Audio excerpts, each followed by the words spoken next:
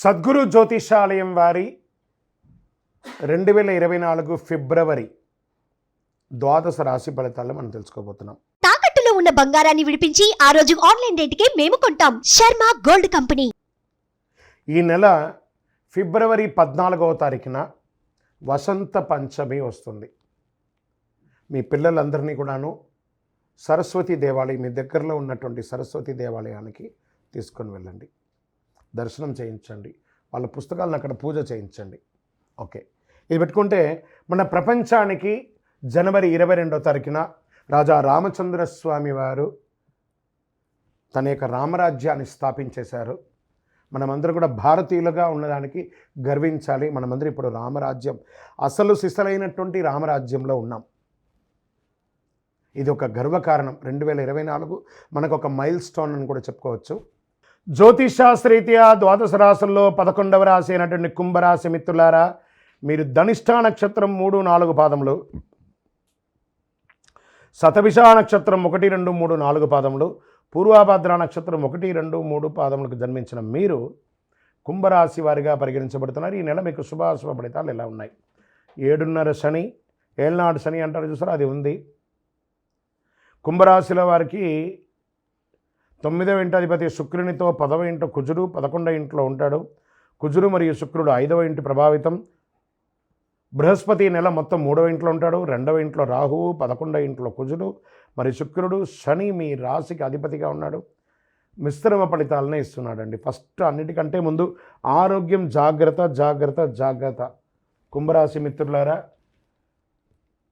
మన కోరికలు చాలా ఉంటాయి, కానీ దానికి తగ్గట్టుగా రిజల్ట్స్ వస్తున్నాయా లేదా అంటే అది వస్తాయి, కానీ మీరు ఆరోగ్యంగా ఉంటేనే అవన్నీ వస్తాయి. ఆరోగ్యానికి మించింది ఏది లేదు, కొంచెం జాగ్రత్త పడండి. వ్యాపారస్తులకైతే పట్టిందల్లా బంగారం అండి. మీరు ఏది కోరుకుంటే అది జరుగుతుంది, కానీ ప్రయత్న లోపం, చాలా శ్రమ ఉంటుంది, విపరీతమైనటువంటి ప్రయాణాలు ఉంటుంది, అకాల భోజనం, అకాల నిద్ర, దీనివల్ల ఆరోగ్యం ఇబ్బంది వచ్చే అవకాశాలు ఉన్నాయి. కాస్త కుటుంబ సభ్యుల దగ్గర నుంచి దూరంగా ఉండడం వృత్తిపరంగా ఈ నెల అలాంటి అవకాశాలు చాలా ఉన్నాయి. తోబుట్టువులతో, అన్నదమ్ములతో కాస్త సఖ్యత లోపం అవుతుంది. దాన్ని కూర్చొని మాట్లాడుకొని రాజీ ధోరణి అవలంబించుకోండి. ఉద్యోగంలో ప్రమోషన్ కోసం ఎదురు చూసే వాళ్ళకి మిశ్రమం. నెల ప్రారంభంలో కంటే కూడా నెల ద్వితీయంలో వచ్చే అవకాశాలు ఉన్నాయి. ఆర్థిక స్థితి మెరుగవుతుంది. మీ సంపాదన మల్టిపుల్ అవుతుంది. అన్ని పనుల్లో కాస్త ఆలస్యమైన ఎండ్ ఆఫ్ ది డే రిజల్ట్గా ఉంటుందని. శారీరక శ్రమ విపరీతంగా ఉంటుంది. విదేశీయ యోగం లేదా విదేశీయ ఉద్యోగ విషయం, విదేశీయ విద్య, ఇది బాగా కలిసి వస్తుంది. ఆన్లైన్ ఉద్యోగాలు కూడా కలిసి వస్తాయి. ఉద్యోగం చేస్తున్న వారికి ఇది అనుకూలం. వాహనాలు నడిపేటప్పుడు చాలా జాగ్రత్త.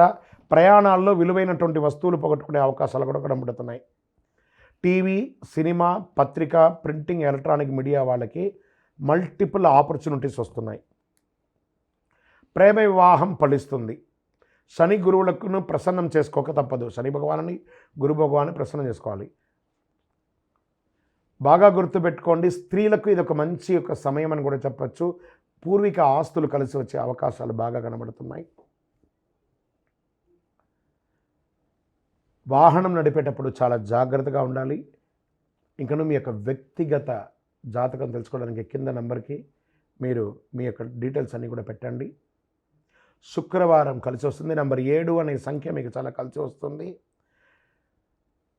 కాషాయం రంగు మరి గోధుమ రంగు మీకు చాలా కలిసి వస్తుంది. పశ్చిమ దిశ ప్రయాణాలు మీకు చాలా అనుకూలం.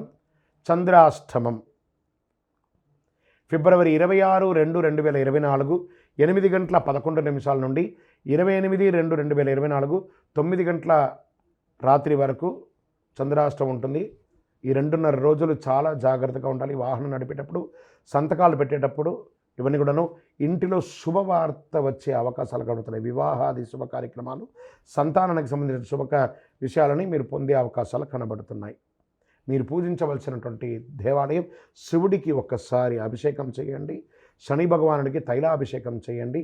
నీల వస్త్రం, నలుపు వస్త్రాన్ని ధరించడానికి ప్రయత్నం చేయండి. ఇంకను సకల దోషాల తొలగి ఆనందంగా ఉండడానికి ఐశ్వర్య సిద్ధి పంచధూపంతో ధూపం వేయండి. విజయోస్తు.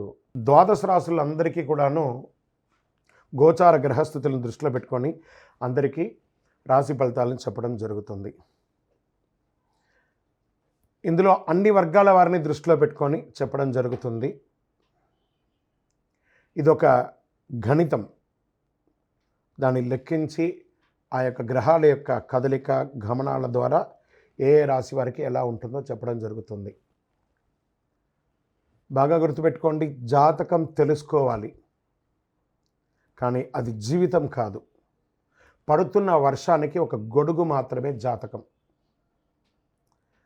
బాగా గుర్తుపెట్టుకోవాలి, జాతకం ఎంత కావాలో అంతే తీసుకోవాలి. అదే జీవితంగా అదొక యాసగా ఉండకూడదు.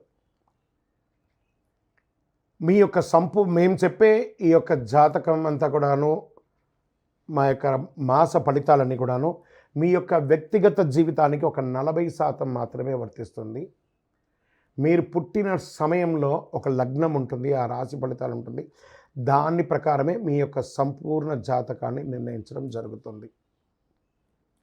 మీ వ్యక్తిగత జాతకం తెలుసుకోవడానికి మీ పరిసర ప్రాంతాల్లో ఉన్నటువంటి సద్గురువుల్ని సంప్రదించండి, జ్యోతిష్శాస్త్ర నిపుణుల్ని సంప్రదించండి.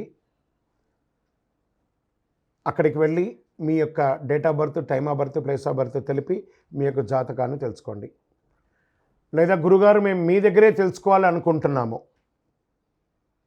అలా అనుకున్న వాళ్ళకి మీరు ఎందుకు జాతకం తెలుసుకోవాలనుకుంటున్నారు అనే దాన్ని మెన్షన్ చేయాలి.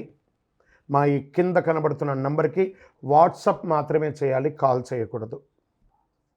మీ details, date of birth, time of birth, place of birth WhatsApp చేయాలి. చేసిన తర్వాత 21 సంవత్సరాల లోపు ఉన్న పిల్లవాళ్ళు ఖచ్చితంగా జాతకం అడగకూడదు.